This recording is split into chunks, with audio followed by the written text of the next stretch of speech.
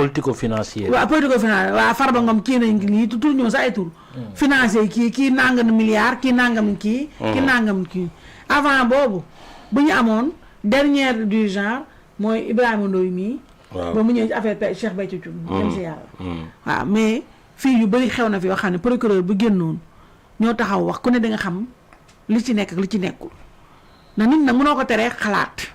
waaw ñun neewuñu kenn yaa def wala defoo. tudd nañ la bu ñu tuddoon tey Aïssatou Diop Fall. dinaa leeral kii yoo ngi nii Coumba Gawlo ngi nii kenn déggul Modou Lo mais tudd ko ci. Modou Lo Nabou Leye la tudd ak Tarba Mbaye. ñu woo Nabou Leye dafa ko ak moom confrontation. delloo ko camp pénal.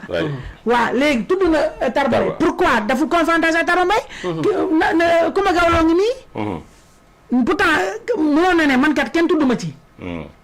comme principal accusateur ki tuddaate tudd ma sama yoon nekku si mais ba gars yi commencé di ko live wala di ko émission wal mais dafa dem jël avocat jël si xam nga kon kii wane ne déjà ne moom takkaw ci mais Tarba mais keroog audition bi bañu reporté audition bi mais dafa dem këram di jubilé ba ay nitam sax foofu ay fan sa si gis naa ko ci kii yónnee TikTok bi mu ñaan ko non Paris j'arrive kii nangam ñu ñaar ay nangam ak nangam non mais il faut arrêter nañu tuuti. en tout cas daal man li ma bëgg li ma ci wax ci foofu noonu mooy suñu parquet yi. il faut ñuy adopter système boobu noonu di informer wala di communiquer. sur des dossiers yi nga xamante ni nii lay demee mën nañ communiquer de manière subtile boo xamante ni nit ñi dinañ xam lan moo waral lii et du am ay spéculation. Donc côté boobu noonu et quant à Coumba Gawlo nag moi je ne sais pas pourquoi ñu dugal ci son nom. Personne n'a compris. parce que boo xoolee kii bi nga xamante ni par exemple dugal nañu ko mooy PV d'audition bi nee nañu le nom de Tarba Mbaye a été cité depuis le début mooy bi ñuy wax naan voilà bi ñuy wax naan bi ñu koy laaj qui sont les proches de Tarba Mbaye de Aziz Dabala mu cité le nom de Tarba Mbaye mu laajte pourquoi Tarba Mbaye ñëwul ci dëj beeg yooyu noonu donc yooyu noonu soo dégloo loolu di nga gis ne son nom a été cité depuis bu yàgg puisque ñoo nekk ci piste bu mel nii moi je pense que war nañu gën a bàyyi xel éléments yi nga xamante ni moom la ñuy kii maintenant quant à l'autre sujet nag moom bon je ne défends pas les organisations nationales man ce que je veux mooy que li nga xamante ni moom mooy féminicide yi c'est-à-dire ñu porter le combat ba dootul amati j'ai fait une publication benn waaye ne ma am na ko ma laaj ne ma où sont les bourreaux là n'est pas la question mooy bu mu amati c'est-à-dire violence yi nga xamante ni moom la ñu def jigéen ñi ci biir kër yi ci biir kër ci mbedd yi ci biir këru liggéeyukaay au Sénégal et en Afrique dafa war a dakk pour man et ce combat là tout le monde dañ ci war a dem bu leen fàtte ni les organisations féministes ay jamono mais Xalaat TV defu fi woon benn vidéo doon leen vilipender mooy association des juristes xawma lan AJS mooy bi ñuy porter le combat sur l'avortement médicalisé ñu ne koo xamante ne buñ la violé nga jëlee ci ëmb ñu état bu Sénégal reconnaître ne jox la autorisation pour nga avorter ñu dem devant tous les religieux les kii nu mu tuuti les religieux pour wax ne ñii ils luttent contre l'islam parce que liñ bëgg l'islam nanguwu ko c'est-à-dire on a une société boo xamante ni d'abord il faut que ñu tàggat leen ci éducation boobu noonu par exemple nan lañ war a mën a percevoir la femme d'abord n'est pas un objet la femme n'est pas quelqu'un bi nga xamante ni peut-être moom lañ jàpp ne les religieux c'est ñoom il faut ñuy wax maanaam place u l'islam place u diine jigéen ci l'islam par exemple c'est-à-dire ça manque de communication léegi nag su dara amee ñu ne non ñii il essaye de lutter contre nos valeurs contre li nga xamante ni moom mooy l'islam su ko defee buy taw doo fobeere organisation yu bari ñu ci bari dañuy liggéey ak ñi nga xamante ni ñoom ñooy organisation internationale yi léegi dañuy bañ a wax par exemple am na ci ñoo xamante ni dañuy bañ a wax parce que sinon dañ naan dañuy politique wala ñii diw lañu àndal wala ñee diw lañu àndal mais c'est-à-dire pour man li nga xamante ni moom moo war a xew mooy toutes ces organisations là. tey jii instant bi jot na ñoom maanaam ñu def même bu dee benn séminaire wala colloque wala ñu def benn conférence de presse def la situation bu ñu defee la situation teg seen plan d'action après ñu xam. mais l'heure n'est pas au silence je suis parfaitement d'accord. mais nan la ñuy porter un combat bu nga xamante ne comprendre ñu ko. le féminisme. mais ils ont listé le nombre de morts bi nga xam ne def na. oui quoi ils l'ont non déclaré xam nga loolu déclaré la. waaw mais qui vous dit que y a pas quelqu'un d'autre boo xamante ne rey nañ ko dëkk sangam wala mu ngi dund violence dëkk sangam wala violé nañ ko dëkk sangam te jotul ñu leen les femmes sont persécutées. non mais oui donc oui ça c'est clair ça c'est une question d'éducation pour moi une question d'éducation nan la ñuy jàngalee jigéen ñi d'abord ñu mën a nekk ci société bi mais góor ñi nan lañ leen di tàggatee aussi à bas âge ñu mën a nekk ak jigéen ñi ci société bi. tout est question d'éducation. maintenant ay changer ay lois ay ça ce sont des combats nobles mais je pense qu'il faut investir sur la communication la sensibilisation l'éducation donc loolu la quoi. ci côté boobu noonu. en tout cas li triste daal mooy fii Sénégal mooy dëkk boo xam ne jigéen ñi ñoo ëpp góor ñi.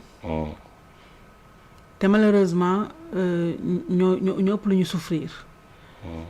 keroog nee na tuuti wax nga lu am solo qui m'a frappé et qui a frappé beaucoup de dames parce que am na ay kilifa yu jigéen yu bëri ma woo après mais quand tu disais que fii góor ñu bëri dañ jàpp jigéen ñi. comme objet et c'est vrai. ñoom dañ jàpp ne comme ni ñu ne bu comme vulgairement Adama Fall ni ñu ne ni ñu waxee de manière terre à terre takk nañu Aïssatou Diop Fall diw takk na Aïssatou Diop Fall takk boobu c'est corde bu ñu takk si buum corde bu ñu takk si buum la xëcc nii. te pourtant loolu la corde au cou la tubaab di wax. voilà la corde il a mis la corde au cou. mais ñii nag fii ñoom dañ ko jël au pied de la lettre. ça vraiment moom premier degré dañ ko jël. c'est-à-dire Coumba Gawlo woy na ko jigéen du femme objet. voilà donc tey aujourd'hui bu ñu jëlee bu dee dafa am ay góor comme ni wax rek ne pour man c'est toute une question c'est une question d'organisation d'éducation. am na ay jigéen ñoo xam ne soumission boobu ñoom dañ jàpp ne noonu mooy sëy dañ jàpp ne te loolu xëy na ça remonte à très loin mais man li may sàkku mooy ONG de femmes yi xaw ma lan ñooñu man je suis bien fii man maa fii jigéen je suis bien placée pour savoir si elles sont efficaces ou pas fii wane nañu ne y a eu tellement c'est presque chaque semaine nga dégg ay actes de barbarie yu ay jëkkër def jigéen mosoo leen dégg ñu sëkkat affaire Adji Sarr bi ñun yuuxu nañ ci ba sonn te foofu après toi Momo Cissé ci la Gabrielle Kane xewee ci la yeneen organisation de femmes xewee mais am Gabrielle sax moo leen ci jur ndaxte Gabrielle au moins ñëwoon a nekk aux côtés de Adji Sarr ñoom après à l'époque femmes yi ñu doon wax non booy affiché wu ci Adji Sarr dañuy si télé yi di ko wax dañuy menacé waa parce que dañuy kii ak yooyu ñu daw association des femmes juristes je ne sais pas si elle existe encore mais on en entend plus parler man gën ñaa ko dégg ba que y a une certaine Diakhaté Fatou Diakhaté je crois bu ko jiite woon mais de manière générale s'il faut que les femmes attendent d'être défendues par les associations soi-disant associations de femmes là nga xam ne lu leer ba leer mooy ay per diem la ñu ut ak ay séminaire ak ay financement yu kenn xamul ce n'est pas demain la veille que les femmes sortiront de l'ornière li ma jàpp nag mooy ñun li ñu mën a sauver au moins mooy li Abdoulaye Wade defoon te li may wax tout le temps rek Sénégal loolu nag man la concerné mais dama jàpp ne Sénégal bu doon Abdoulaye Wade jël na réew teel na jël réew mi kon Sénégal tey du ñëwee Rwanda ndax Abdoulaye Wade kenn xalaatu woon parité moo ñëw jël fi parité moo ñëw indi fi parité dugal ko nag ci fépp sauver nu te ab Wade gëmoon naa ne bu continuer woon dina am na tam beneen injustice bu dal famille ci code de la famille la def na ko ca waaw am na benn bu des mooy tey cette question de paternité tey Macky Sall def na ko ci code tey ji mais non c'est pas encore évité xam naa lu ma lay wax tey jii man su may voyager ak sama doom autorisation parentale je suis obligée papaam mu defar autorisation parentale. tout à fait. tey jii man sa chance bi am mooy man a sam papa yi doom ay xarit lañu mais xoolal imagine toi tey jigéen ñi nga xam ne ils ont eu des divorces difficiles uniquement pour les coincer seen ex-mari seen papa yi doom day refuser. J'ai entendu ça avec l'artiste Mia Guissé. doon na ko fi wax ak ñeneen donc loolu lu des la loo xam ne. c'est vrai ah c'est non da yéen ay góor nga mën leen nga xam ñun ñoo ko. non man dund sama jabar dund na ko ci Ziguinchor di ñëw di jël bato bi ñu ne ko non man maa ngi fi. non il faut man ma joxe autorisation pour fii Sénégal dañoo jàpp ne jigéen. tekkiwul dara jigéen la femme n'est bonne ñu baal ma que dans la chambre dans la cuisine point jigéen servir à rien du tout qu'à ça donc loolu nag ñun volonté forte volonté politique la ñuy xaar. volonté politique moo mën a wax ne. te ku ma gaaw way na ko femme objet boobu elle a tout dit dans femme objet. tout à fait. elle a tout dit donc tey jii. volonté politique boobu ñun sànq moom si sa wax na ko man yàgg naa ko wax ñun Bassirou Diomaye Diakhar fekk ku toog di xaar ci moom mu teg fi brique mënu ko xamul nuñ ko defee mënu ko. man je n'entends rien de Pastef ñoom leen dong la ñu Bassirou mën a defar mooy 2 ans yii des mu fexe au moins bu poser ay actes forts yoo xam ne dina am une large frange de la population yu muy soulager. ñun jigéen ñi tey. autorisation parentale boobu. ñoom ngeen koy jëlee seen bopp. ñu koy jëlee suñu bopp wala ñu am les mêmes droits mu nekk 50-50. tout à fait. ñu am les mêmes droits buñ mënoon nañu xool rek ci divorce bi. parce que bu fekkente ne tey jii yow ku jigéen ki boo divorcé ak sa ex borom kër. yow yaa am garde exclusive bi. kon yow yaa war am autorisation parentale. loolu mooy dëgg. mais tey ñun ñii ñëpp ku ci amul chance. bi ma am man sa ex borom kër ñun tey ku ma fekk ma ak sama ex borom kër da ngay foog ne ba tey keroog yow yaa ma fa déposé. da ngay foog ne ba tey man ak moom ñu ngi sëy.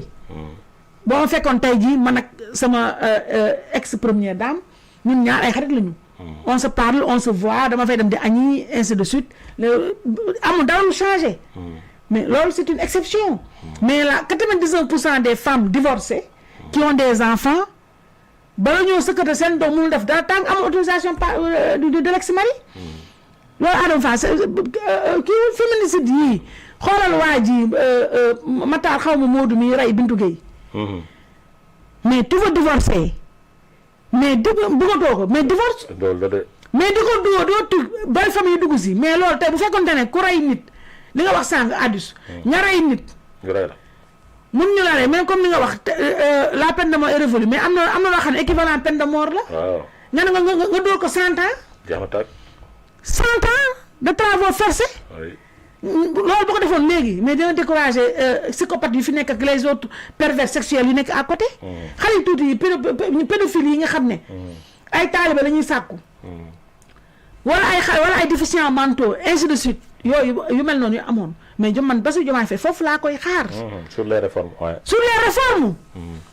yooyu la foofu laa koy xaar.